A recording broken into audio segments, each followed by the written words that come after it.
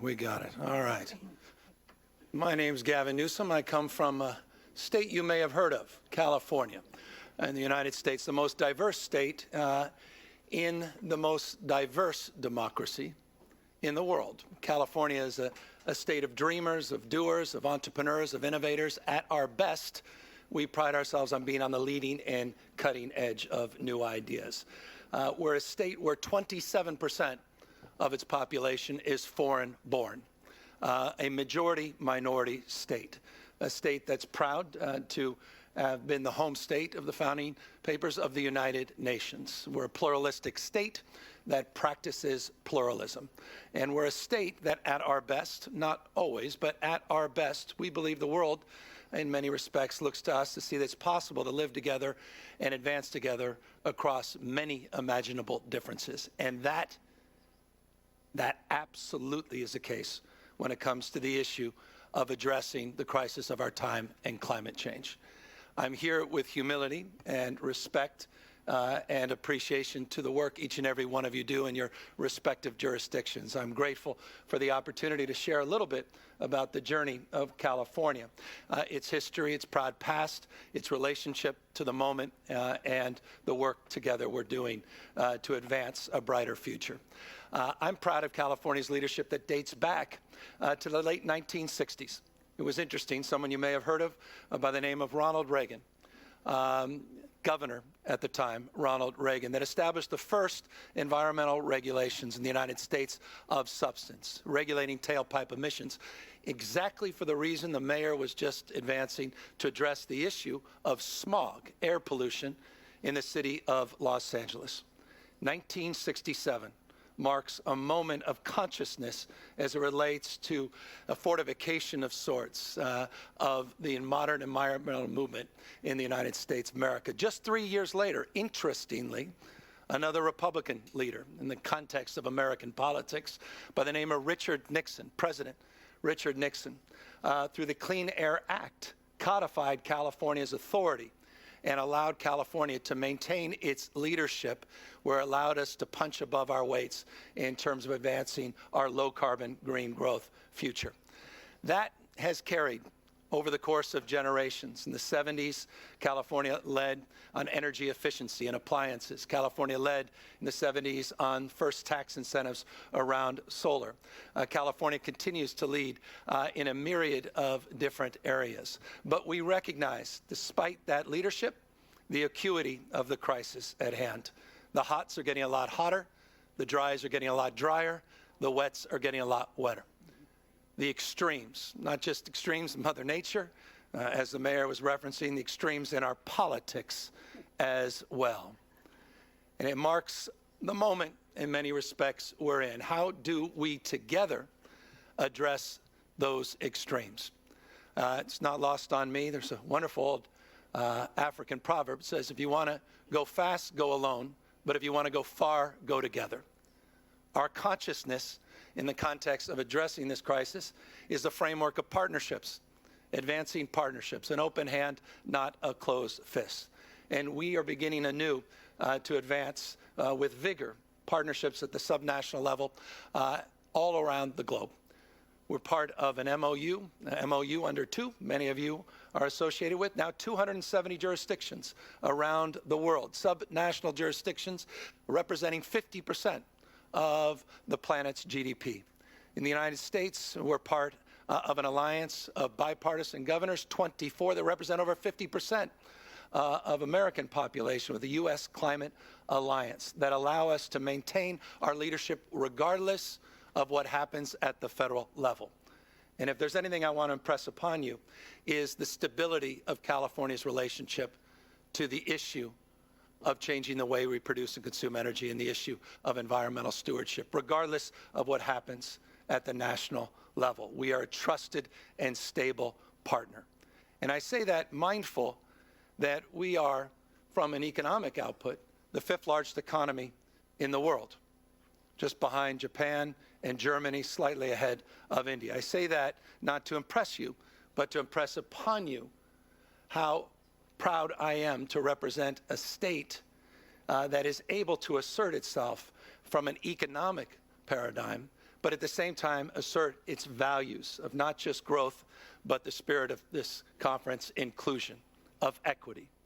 California has led in many areas, and one area in particular, our cap and trade program, $11 billion of completed programs since, Sister, the 2014 convening. 76% of the investments have gone back into low-income communities. We write equity into the laws. We write equity and inclusion into the work we do each and every day.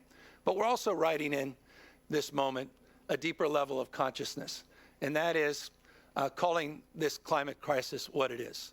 The climate crisis is a fossil fuel crisis. The climate crisis is a fossil fuel crisis. It's because the burning of coal, the burning of gas, and the burning of oil. And with respect, and forgive me if this comes off a little too harsh, it's been said, and I'll repeat it, the polluted heart of the climate crisis are these fossil fuel companies that have been lying to us. They've been deceiving us. They've known the science.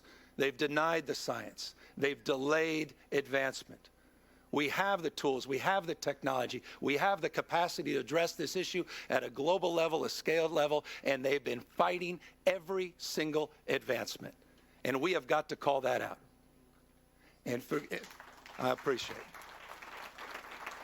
it.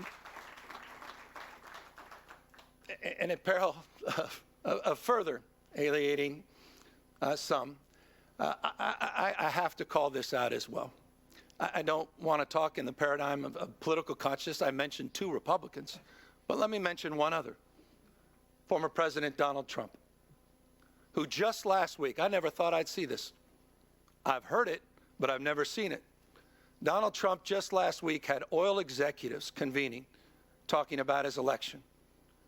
And he openly asked them for $1 billion to roll back the environmental progress of the Biden administration, the environmental progress that we've made over the course of the last half century.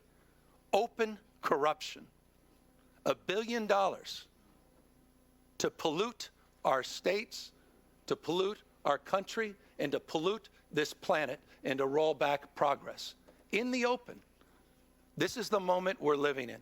And it calls for clarity, and it calls for understanding of what we're up against. And so I'm very proud of living in a state that is pushing back against that agenda, to roll back progress, frankly, to roll back a lot of the progress of the last century across the spectrum of issues, not just environmental stewardship, and to assert ourselves and stand tall, again, in the principles of partnership. And I'll close on this. I'm very proud as well, and I think this is important, that California is exceeding its audacious goal setting. And I want this to be said because I think it's important to promote the progress, to also promote optimism as it relates to this issue, as we deal with so many of these challenges. In every single instance, California has exceeded its nation-leading environmental goals. I'm reminded there was someone very familiar to the Vatican by the name of Michelangelo, who once said, the biggest risk in life is not that we aim too high and miss it, it's that we aim too low and reach it. We have got to maintain our stretch goals, and California has done that across the spectrum. Goal setting is no longer the issue in my state. It's about the great implementation. It's about the application. We're in the how business. And it's about the power of emulation, proving that we can run the 5th largest economy, its economic engine, as we change the way we produce and consume energy. And let me give you a proof point as I conclude my remarks. I come here today, day 32 straight days, over 1 month, where California's economy is literally being run with 100% clean energy. 100%, 32 days straight, proving the paradigm that this can be done. In every case, exceeding our nation-leading goals. So it's in that spirit, again, with grace and humility, We're hardly perfect. I'm mindful of that across the spectrum of issues, that I look forward to working collaboratively with each and every one of you, being inspired by the work you're doing at a local level. There's an old adage, if you don't like the way the world looks when you're standing up, stand on your head and go local. Because remarkable things are happening, as the mayor said, at the local level. Localism is determinative. And we think about climate, we think about greenhouse gas emissions. It's the sum total of all those emissions that happen, the local basis, that is what we need to confront. And so, again, with gratitude, with graciousness, with appreciation to His Holiness, to each and every one of you for your faith and devotion to this cause. We look forward to maintaining our position of leadership, and we look forward to all of us bringing into our positions of formal authority the moral authority that is needed and demands of this time. Thank you very, very much.